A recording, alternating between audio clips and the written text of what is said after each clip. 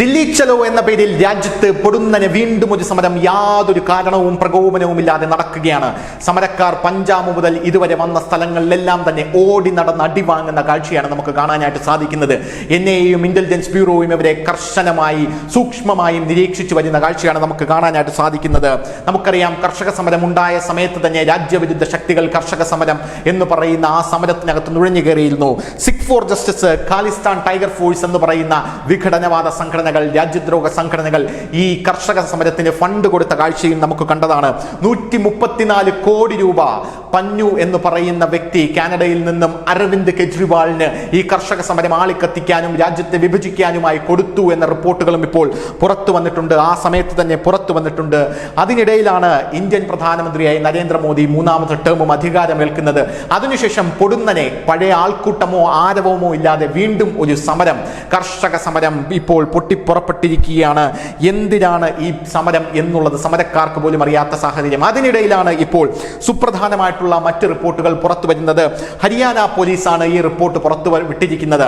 സമരക്കാർക്കെതിരെ ടീസ്ഫയറും ഗ്യാസും എല്ലാം പ്രയോഗിച്ച ഹരിയാന സർക്കാർ ഇപ്പോൾ പറയുന്നത് ശംഭു അതിർത്തിയിൽ സമരക്കാർ തമ്പടിച്ചിരിക്കുകയാണ്. ഈ സമരക്കാർക്കിടയിൽ ചില സമരക്കാരെ ഐഡന്റിഫൈ ചെയ്യാൻ പറ്റുന്നില്ല. ഇവർ യഥാർത്ഥ സമരക്കാരാണോ എന്നുള്ള സംശയമുണ്ട് എന്നാണ് ഹരിയാന പോലീസ് പറയുന്നത്. അതായത് സമരക്കാർക്കിടയിലും ഭീകരവിരുദ്ധ ശക്തികൾ നുഴഞ്ഞു കയറി എന്ന് വേണം ഹരിയാന പോലീസിന്റെ ഈ പ്രസ്താവനയിലൂടെ നമുക്ക് മനസ്സിലാക്കാനായിട്ട് സാധിക്കുന്നത്. ഖലിസ്ഥാൻവാദികൾ വീണ്ടും സമരക്കാർക്കിടയിൽ നുഴഞ്ഞു കയറിയോ എന്നുള്ള ചോദ്യവും ഇപ്പോൾ ഉയരുന്നുണ്ട്. സമരക്കാരെ ഇങ്ങോട്ട് കടക്കാൻ അനുവദിക്കാതെ ബാരിക്കേഡുകൾ വെച്ച് തടഞ്ഞിരിക്കുകയാണ്. നമുക്കറിയാം, നേരത്തെയും കർഷക സമരം ഉണ്ടായ സാഹചര്യത്തിൽ കേന്ദ്ര സർക്കാർ അനങ്ങിയില്ല. ഇവരെന്താണ് ചെയ്യുന്നത് എന്നുള്ള കാര്യം കൃത്യമായി കേന്ദ്ര സർക്കാരിന് അറിയായിരുന്നു.